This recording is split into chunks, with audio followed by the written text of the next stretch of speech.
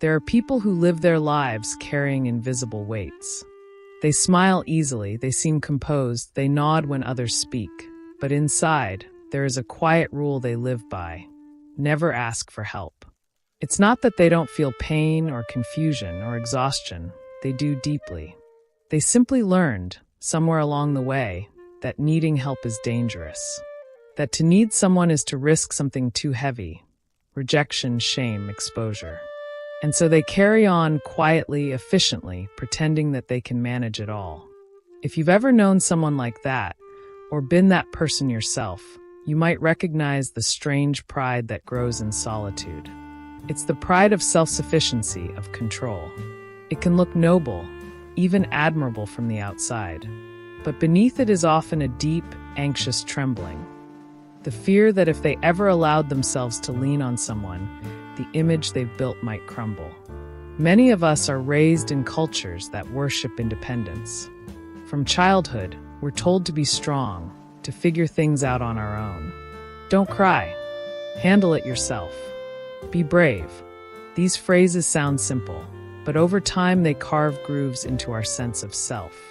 We internalize the message that strength equals solitude, and that asking for help is somehow a confession of weakness. Psychologists have studied this phenomenon for decades. Research from Stanford University found that people consistently overestimate how negatively others will judge them for asking for help. In reality, most people are far more willing to help than we think, and they often feel more connected when they do. Yet, because our fear of being seen as incompetent runs so deep, we hesitate. We would rather struggle quietly than risk that tiny moment of perceived humiliation. This reluctance often has roots in childhood. Imagine a child who once reached out for comfort, only to be ignored, mocked, or told to toughen up. That experience doesn't fade, it becomes wiring. The brain learns that asking leads to pain, and it remembers. So years later, as adults, even when the environment is safe, the reflex remains: don't ask. You can't rely on anyone. It's safer to rely only on yourself. Psychotherapists call this a self-protective strategy, a defense that once kept you safe, but later becomes a prison. What starts as protection turns into isolation. And isolation, no matter how noble it looks, quietly corrodes the soul. When we refuse to ask for help, we don't just avoid dependency, we also avoid intimacy. Because intimacy, whether with friends, partners, or colleagues, is built on mutual vulnerability. It's the gentle rhythm of giving and receiving, of saying, "I need you," and hearing, "I'm here." When one side refuses that rhythm, connection weakens. Relationships start to feel one-sided. The helper begins to feel shut out, unnecessary, unwanted. And the one who never asks begins to feel unseen, misunderstood, alone. There is a quiet tragedy here. Many of the people who never ask for help are the very ones who help others the most. They're the listeners, the fixers, the strong ones everyone turns to in crisis. Helping gives them a sense of worth, but it also reinforces the belief that their value lies in being useful, not in being human. So they keep giving, keep carrying, until one day they find themselves depleted, wondering why no one ever checks on them. The painful truth is, they've trained the world not to. Neuroscience helps explain why this pattern feels so compelling. When we manage something alone, our brain's reward centers light up. We feel a burst of dopamine, a small rush of pride. I did it. But the brain also releases oxytocin, the bonding hormone, when we ask and receive help. It's the chemical of trust, of connection. When we deny ourselves that, we deny one of the brain's oldest mechanisms for safety and belonging. The fear of asking isn't always about pride. Sometimes it's about control. To ask for help is to surrender a piece of control to someone else. To trust that they'll handle it, that they won't misuse your vulnerability. For people who grew up in unstable environments, control is sacred. Letting it go, even for a moment, feels unbearable. So they keep the walls high. They hold their lives tightly in their fists, even as their hands grow tired. There's also something deeper, a story about identity. Some people have built their entire sense of self around the idea of competence. I'm the one who copes. I'm the one people can rely on. To ask for help would mean rewriting that story, admitting that they are not only the rescuer, but also someone who can be rescued. And that is terrifying. It shakes the foundation of who they think they are. In therapy rooms, this shows up in subtle ways. Clients say things like, "I don't want to bother anyone," or "I don't want to be a burden." They frame their independence as kindness, but underneath is fear. Fear of being rejected, fear of being judged, fear of taking up space. The paradox is that most people want to be asked. Studies have shown that helping others increases happiness and meaning in life. We derive purpose from being needed. So when you never ask for help, you're not sparing people. You're depriving them of the chance to connect with you in a meaningful way. The cost of never asking is cumulative. At first, it just feels like pride. Later, it becomes exhaustion, chronic stress, emotional numbness. You start to believe that you must always be fine, even when you're not. You smile through burnout, you minimize pain, you brush off worry. But the body keeps score. Studies from health psychology show that perceived isolation, the feeling that you cannot rely on others, is linked to higher blood pressure, weaker immune function, and shorter lifespan. Independence, taken to the extreme, becomes a form of self-neglect. The irony is that we admire independence while secretly craving interdependence. No one truly thrives alone. Even the most solitary genius depends on invisible networks: teachers, readers, builders, farmers, strangers. Life is a web of mutual help, but we only notice the threads when one breaks. So how do we unlearn this fear? How do we teach ourselves that asking for help isn't weakness but wisdom? It begins with awareness, the quiet recognition that our resistance has roots. Maybe it was a cold parent, or a competitive school, or a culture that mocked vulnerability. Whatever it was, it planted a belief that now lives inside you. Awareness doesn't fix it overnight, but it loosens its grip. Then comes small practice. You don't need to start with grand confessions. You start small. You ask a friend for a small favor. You let someone carry a bag for you. You admit that you're tired. These are acts of courage disguised as ordinary moments. Each time you do it, you rewrite the story your brain has told for years, the story that says you are alone. Another step is reframing what help means. Asking for help doesn't mean handing over responsibility. It means inviting collaboration. It says, "I trust you enough to share this load." That kind of trust deepens bonds. It transforms relationships from polite coexistence into real companionship. Psychologically, this shift is profound. When people move from isolation to connection, levels of oxytocin rise, cortisol falls, and emotional resilience increases. It's literally healing on a biological level. The nervous system relaxes when it senses that it's not alone. The heart rate slows. Breathing steadies. You start to feel safe again, safe enough to be human. But this change requires patience. Because asking for help isn't just a skill. It's a form of reparenting yourself. You're teaching the scared, younger part of you that it's okay now. That not everyone will ignore you. That some people will show up. It's delicate work. Sometimes even imagining asking for help can trigger old fear. That's okay. You start in imagination, then move to action. The truth is, everyone you admire, every strong, capable, successful person, has asked for help countless times. They've had mentors, friends, teachers, teams. The myth of the self-made person is exactly that, a myth. Behind every achievement lies a network of unseen support. And yet, we keep the myth alive because it flatters our egos. It makes us feel powerful, independent. But real power isn't doing everything alone. It's knowing when not to. It's knowing that shared effort multiplies strength, while solitude, however noble it seems, eventually diminishes it. So the next time you catch yourself hesitating to ask, pause and notice the story forming in your head. The one that says, "I'll look weak," or "I'll be a burden." Ask yourself, whose voice is that? Where did it come from? Does it still deserve to rule your life? Most of the time, it's an echo from long ago, an echo you can choose to soften.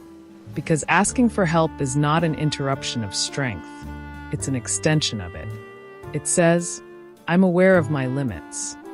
It says, "I respect the humanity in both of us." There's a line in psychology that says vulnerability is the birthplace of connection. Every time you ask for help, you open a small door to that connection. You give others permission to be needed, and you give yourself permission to be cared for. That's how communities are built, not through grand gestures, but through quiet acts of mutual trust. Maybe deep down, the people who never ask for help are longing for someone who won't wait to be asked. Someone who will simply say, "I can see you're carrying too much, let me help." That kind of presence can break years of isolation. It reminds us that love isn't earned through self-sufficiency, it's shared through openness. When you finally allow yourself to ask, it feels strange at first, like speaking a forgotten language. You might fumble, apologize, over-explain. That's okay. You're learning to communicate a need that was once forbidden. Over time, the words come easier. "Can you help me?" becomes less a confession, more a gesture of trust. It's important to remember that not everyone will respond perfectly. Some people will disappoint you. Some will say no. That's part of life. But rejection doesn't mean the act was wrong. It means you're human among humans. The goal isn't to avoid disappointment. It's to remain open in spite of it. Because openness, more than independence, is what keeps the human spirit alive. There is something quietly heroic about the person who endures silently. They wake up early, do what must be done, and tell no one how much it costs them. They keep their face calm while inside a storm gathers. When someone asks how they are, they smile and say, "I'm fine." It's not a lie in their mind, it's a way of staying safe. Because if they ever said, "I'm not fine," what would happen next? What if no one knew what to do? What if no one cared? What if admitting pain made everything collapse? People who never ask for help often carry unspoken stories of disappointment. Somewhere in their past, there was a moment when they reached out and the hand they expected to catch them wasn't there. Maybe a parent was too busy, a friend withdrew, or the world simply turned away. The body remembers that moment as danger. The nervous system whispers, "Don't do that again." And so they stopped asking. They learned self-containment as a survival strategy. Psychologists sometimes call this avoidant coping. It's the instinct to retreat inward whenever stress rises. It can make a person look calm and capable on the surface, but it's often a mask over constant hypervigilance. The mind thinks, "If I stay in control, nothing can hurt me." But the cost of that control is constant tension. The shoulders tighten, the jaw locks, sleep becomes shallow. They survive, yes, but they rarely rest. It's a strange paradox.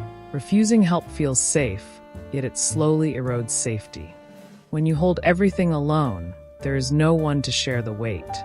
You become both the caretaker and the patient, the rescuer and the one in distress. Eventually, both roles crumble. You can't comfort yourself forever. Human beings weren't designed to carry the world solo. We're pack animals, tribal creatures. Our nervous systems regulate each other through proximity, touch, voice, empathy. When we isolate, our biology goes hungry for connection. There's an experiment often cited in social psychology. In one version, participants were asked to estimate how steep a hill appeared in front of them. Those who stood alone perceived the hill as steeper. Those standing beside a friend perceived it as shallower. The physical world hadn't changed, their perception had. That's the power of connection. Life literally feels lighter when someone is beside you. Asking for help isn't just a social act, it's a perceptual one. It changes how big the challenges seem. But to ask for help, we must confront shame, that deep bodily sense that needing something makes us less worthy. Shame is powerful because it's wordless. It doesn't tell us what's wrong. It just says, "You are wrong." It makes the simple act of saying, "I need," feel impossible. Shame thrives in silence, and silence is exactly where the non-askers live. To loosen shame, we have to bring light to it. That means noticing the small moments of self-judgment. When you drop something and immediately think, "Ugh, I'm so stupid," pause. That's shame speaking. When you want to ask a question at work, but don't because you fear sounding dumb, that's shame too. It's not logic, it's an old echo of disapproval. The way to dissolve it isn't by arguing with it, but by meeting it with kindness. This is where self-compassion becomes a quiet revolution. Psychologist Kristen Neff's research shows that people who practice self-compassion, treating themselves with the same understanding they'd offer a friend, are more likely to seek help when needed. Because when you believe you deserve care, you stop viewing help as charity and start seeing it as balance. You see it as part of being human. Sometimes people who never ask for help have internalized not just personal shame, but cultural myths.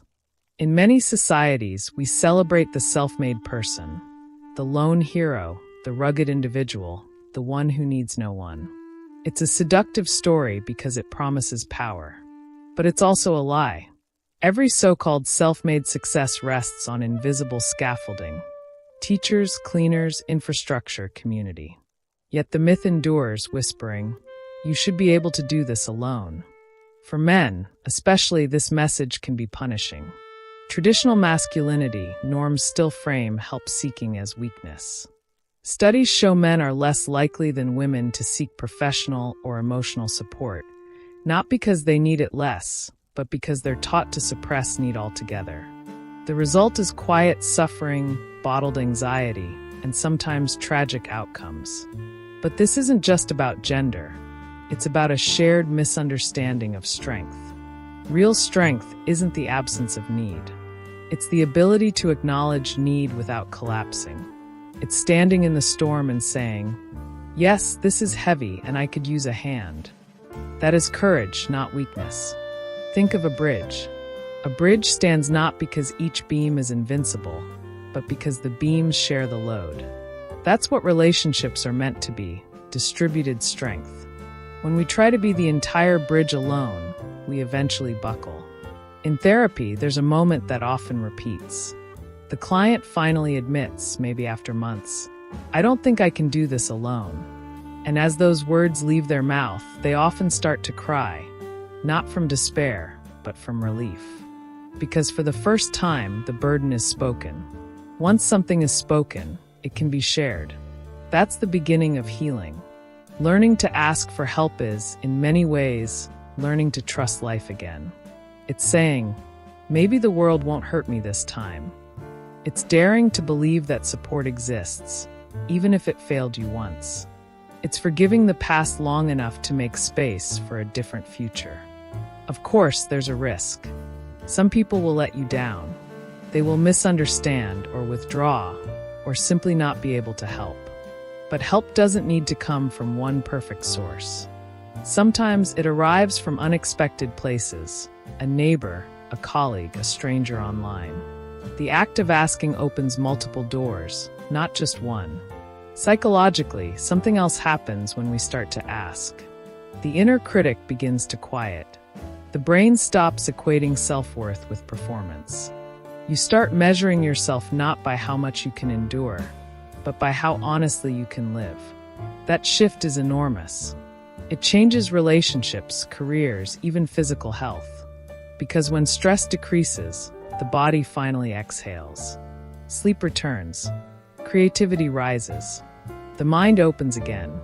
There's a beautiful concept in Japanese culture called ame, the pleasure of depending on another's kindness. It doesn't have a direct English equivalent because many Western cultures fear dependency. But ame reminds us that leaning on others can be sweet, not shameful. It's an emotional resting place. We all need one. The people who never ask for help often feel unseen, yet part of them prefers it that way. To be seen is to be known, and to be known is to risk being misunderstood. But hiding is a double-edged sword. You avoid judgment, yes, but you also avoid love. You cannot be loved if you refuse to be known. When we begin to allow help, we begin to allow love. Love isn't just romance or affection. It's the basic human gesture of saying, "You don't have to carry this alone." And every time we accept that gesture, the walls inside us shift a little. The journey of change is rarely dramatic. It's a slow accumulation of small, honest moments. You might start by saying, "Actually, I could use your advice." Or, "Could you stay with me for a bit?" Each time, your nervous system learns a new truth. The world didn't end, people didn't vanish, and you are still worthy. That repetition rewires belief. Over time, asking for help becomes natural. You stop seeing it as defeat and start seeing it as dialogue. You realize that relationships aren't maintained by perfection, but by participation. Everyone gives, everyone receives, and everyone grows. And perhaps the most profound shift happens not when you first ask for help, but when you learn to receive it gracefully. Because receiving is its own skill, one that requires humility, gratitude, and presence. When someone helps you, you don't need to repay it immediately or apologize for it. You simply say, "Thank you." That moment of acceptance is where connection blooms. In that acceptance, something inside you softens. You start to feel that the world isn't as hostile as you once thought. You realize that people, despite their flaws, can be kind. That you don't have to be perfect to be cared for. Maybe one day someone will come to you, exhausted, hesitant, and you'll recognize the look in their eyes. You'll see the same fear you once carried. And because you've learned how to ask, you'll know how to respond. You'll say, "It's okay. You can lean on me." And just like that, the cycle changes. The pattern that once kept you trapped becomes a doorway for someone else's freedom. In the end, asking for help is not about dependency. It's about humanity. It's an act of belonging. It says, "I'm part of something larger than myself." Every civilization, every family, every friendship depends on that truth. We live in a world that moves fast, that praises productivity over connection. But beneath all the noise, our needs remain ancient and simple. To be seen, to be held, to be helped, and to help. These are not weaknesses. They are the threads that keep us whole.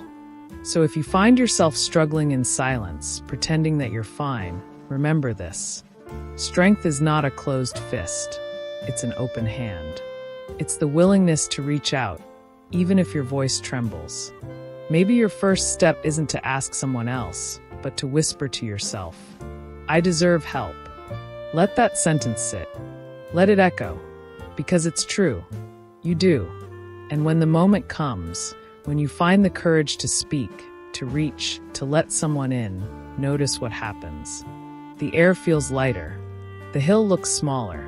The world suddenly seems a little more kind. That's the quiet miracle of asking for help. It doesn't just change your circumstances. It changes your relationship with life itself. It reminds you that you were never meant to do this alone. So breathe. Look around. Somewhere near you, someone is willing to help, maybe waiting for the chance. All you have to do is ask. And maybe that's where real strength begins.